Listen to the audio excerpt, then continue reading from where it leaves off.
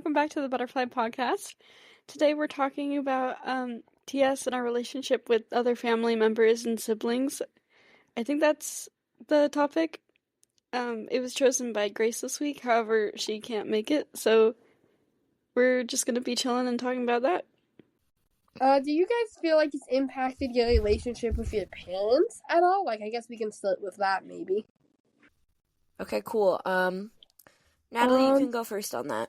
I think that being an only child has impacted my relationship with my parents, mainly in a way that I get to know them better, and I feel like, since I have no other siblings, well, my cousin does live with us, but before that, yeah, I guess it's impacted our relationship pretty good because, we kind of only really have each other to rely on and talk to most of the time. Yeah, I'm the only kid at home right now. Because I'm the youngest, so I feel that. Yes, only child gang. No, yeah, me too. Me too. Yeah, I'm the only kid at home right now. My sister's in college. So I'm literally just I don't know what to do with my life right now because I'm so bored and I have no one to do anything with because you guys all live 30 hours away.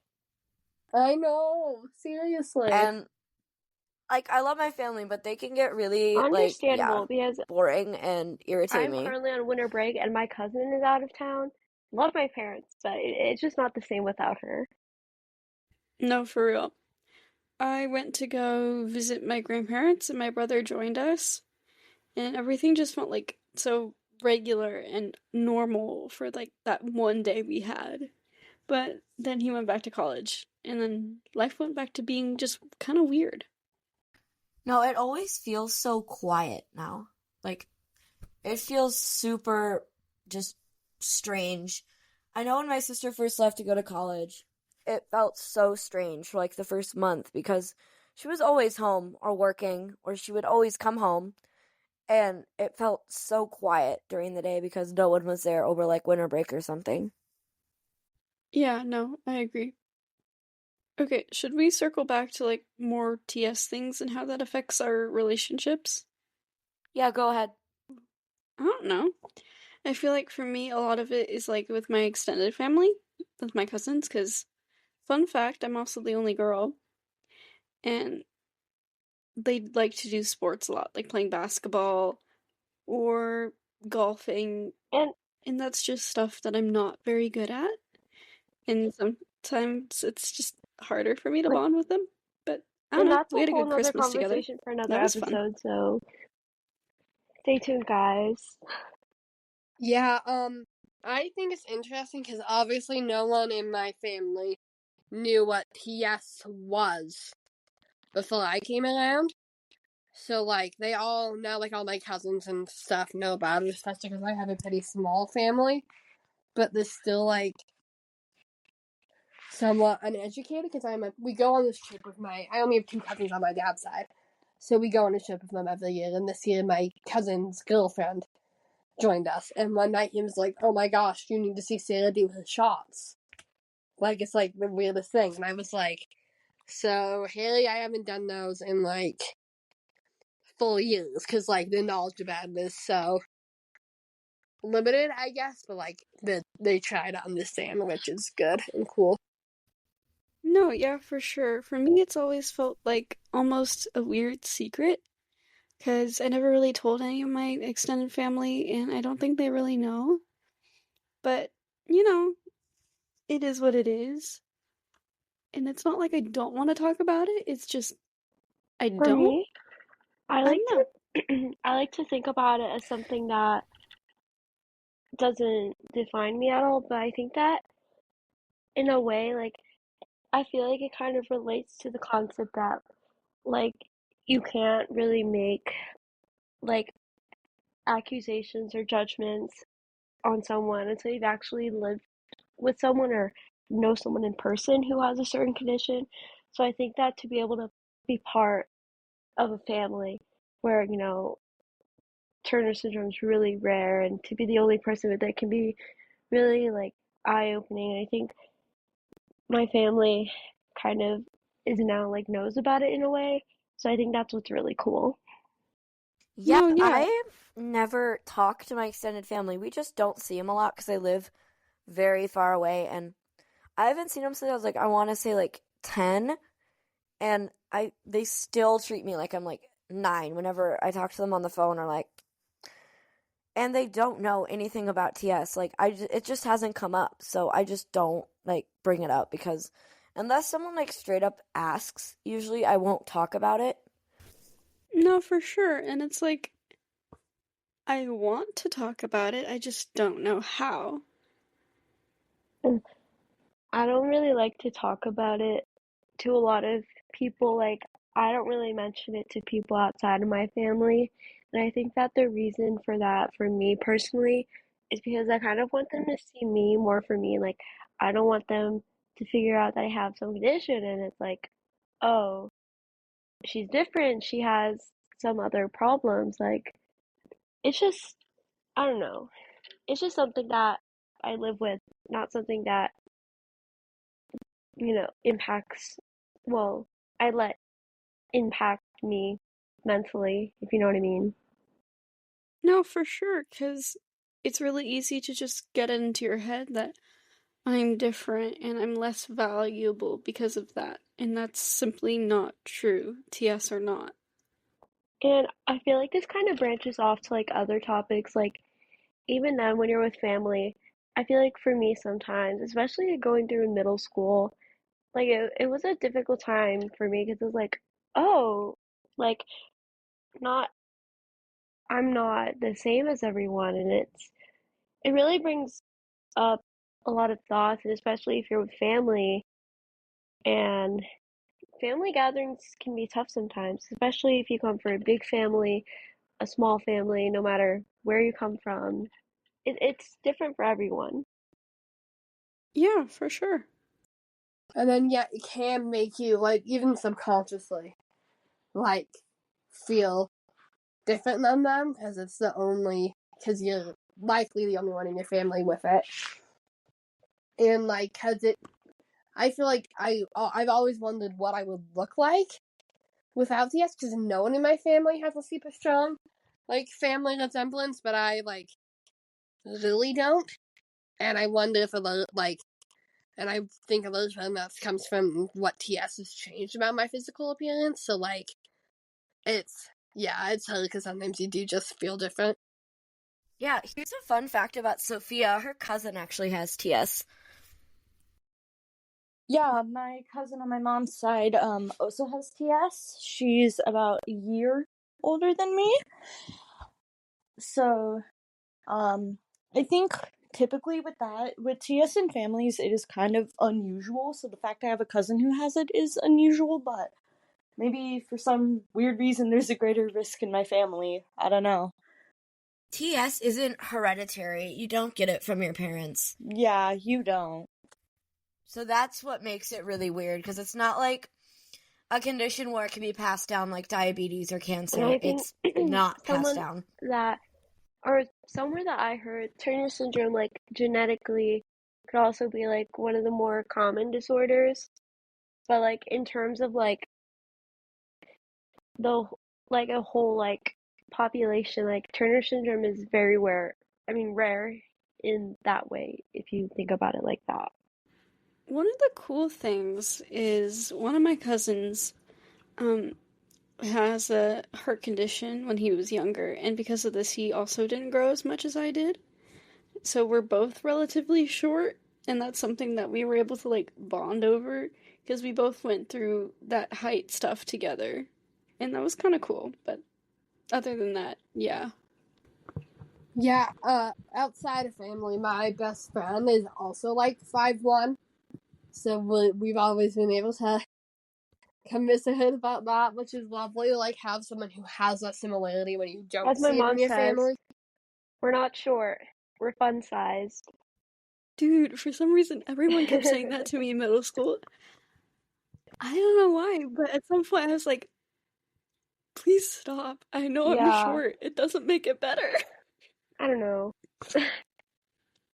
My mom always says that, and it's like I don't really get the point. I don't know. I got used as an armrest all the time in Oh my middle gosh. school, so Yes. Something also weird with extended family is that if they go into your fridge and they just see these vials of like 10 vials of really expensive medicine and they're like, what's that for? Oh my gosh. If And you've you're like, ever gone through oh, like okay, TSA at the great. airport and you have growth hormone medication, they like they do stop you sometimes, and so that's kind of frustrating, especially, if you're Yeah, I'm gonna be flying this summer for my first time with growth hormone. I've flown before, but this is gonna be my first time with growth hormone in my bag, and I'm just like knowing I'm gonna get flagged. It's not fun. And you have to bring like your big biohazard containers And all the needles. Yeah. and the shots and the pen. And it's like, I don't know, it always annoyed me when we had to like stop and they'd have to take it out of the bag and they'd have to like, and I'm just standing there like, it's not a big deal, it's just my medicine, man. I remember having a sleepover with like my one girl cousin when we were little, and my aunt was giving me my shot because my parents were gone. And my cousin came over and was like, "What is that?" Because I was probably like 9 and she was like 7, and she didn't know that I had DS, and my aunt had to like explain it all to her because she was just suddenly seeing me get a shot, and she was like, "What the heck is up?" I feel that's so hard. Like, Oh yeah. not if it's like a sleepover with like a friend or my cousins. I used to always be like, oh my gosh, I can't let them see this. Like, and then they're gonna think differently of me. And so I've always just been a little bit insecure about that in a way. So I can relate to that. For sure. I have this one like core memory where they made all the kids do outdoor school during 6th grade, and I was the only kid that had like, well, true nighttime meds. Other people would take like melatonin and whatnot, and they would take us all to the nurse's office. And because I had shots, they like forced me to go into the bathroom and do it myself because they didn't want like needles around other people. And I don't know, it just felt so weird and isolating in that moment. I've had an experience with that during Tech Week, like a month ago. I had to bring my medicine because you have to do it around the same time every night, and it would be like 5 hours after that time when I would get home. So I would have to bring all my stuff to the green room, which is keyword for like backstage in theater term, and put it in the fridge back there, and then go in the bathroom and try not to miss my cue during like my 5-minute break. Yikes, that actually sucks, bro. And oh my god, has anyone else's stomach gotten like so bruised from it? Like, it's so bad. I remember mine getting bruised when I first started doing it myself, but as I got better, it got less bruised. Yeah, I've noticed that it's getting a little better, but like my stomach is like It's kind covered of in weird. like Like needle sometimes, pokes. well, from my experience, my stomach didn't really get bruised per se, but like it would be kind of weird because like sometimes it would hurt and then sometimes it like wouldn't. So I feel like it kind of just depended on the night for me. But I do not have to take that medication anymore, so thank goodness. Another thing for me is I was also like never allowed to do sleepovers as a kid because I would have to bring my medicine unless it was like on the same street or nearby. I don't know. Oh yeah, I never did one till I was like, I was always too scared to do my shots myself, so I don't think I did a sleepover with anyone who wasn't like that one family with my cousins till I was like 12, and I remember like hiding in the bathroom I to do it. No, yeah, 'cause it's like I I think that don't want to I go don't over know that if I right should be now. saying this. Hopefully, doctor, hopefully you're not hearing this, but sometimes um I I would have to take my medicine like 6 nights a week on like Monday or something. So sometimes if I were to miss my medicine for like a sleepover or something, um I would just have to make it up on that Monday where I wouldn't take my medicine. Really? I always had to do like the full thing every single week, every single day, until I tapered off at the end. Yeah, I have to do it every day of the week. Yeah, I did too, but I was like the only one of my patients, like my endocrinologist patients, who did. Really? I always thought that was like, oh yeah, you just take it every day and that's part of your routine now. I don't know. Weird. So this next little section is going to be about the differences we notice and feel from our siblings. Sophia will start off.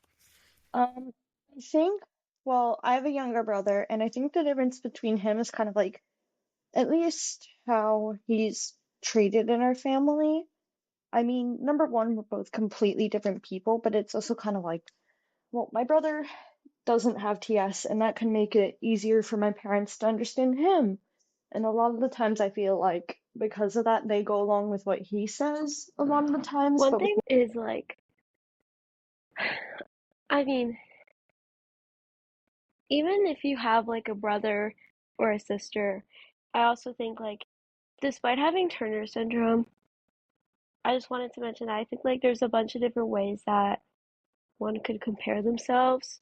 But I think especially with having like, for me, like Turner syndrome and compared to like females in my family, like it can be hard to see like how they go through certain things, you know, as like supposedly having the same like parts as me, if you know what I mean. And I feel like to wonder all these different things is like, especially as a kid, it was kind of hard. And I remember I would go to my mom and I'd be like, why is this happening? Like, why not this? And so, if you know what I mean. Yeah, for me, a lot of people are like, oh my god, your brother stole your height because he's like 6 foot and I'm 4 foot something. And there are these things where it's like, oh my god, look at him, he's taking 7 APs, he's doing so well. And I'm here like, I'm just trying to Okay, pass all wait, my like I said, classes, you like, know? first of all, 7 APs is insane. And if you're listening to this, do not feel like you have to do that to yourself. And second of all, like, unless like you can relate to me, unless you're similar to me, or unless you're talking about something that I can change, like, please don't mention it. Like, if I could change that aspect of myself, I would. You know? Like, hello? For me, it's like, especially if I don't know you that well, don't make fun of my height. Like, that's just kind of a little bit rude, because again, I can't change it. Like, and if I don't know you that well, you probably don't know I have TS. So, like, there's so much more nuance to that, too. Agreed. Yeah, and I feel you, Maddie, because so I have two older brothers, like I said. My middle one's like relatively tall, but not like super tall. But my oldest one is 6'2", and I'm 5'1" on a good day. So like us like standing next to each other, and everyone always like laughs about it. And it's like, and I'm like, yeah, and you know, like it's just Yeah, like, what life. is the point of doing that? Thank you for watching this week's episode. I hope you all have a good day, and we'll see you next week. Bye. Bye, guys! Nice talking to you.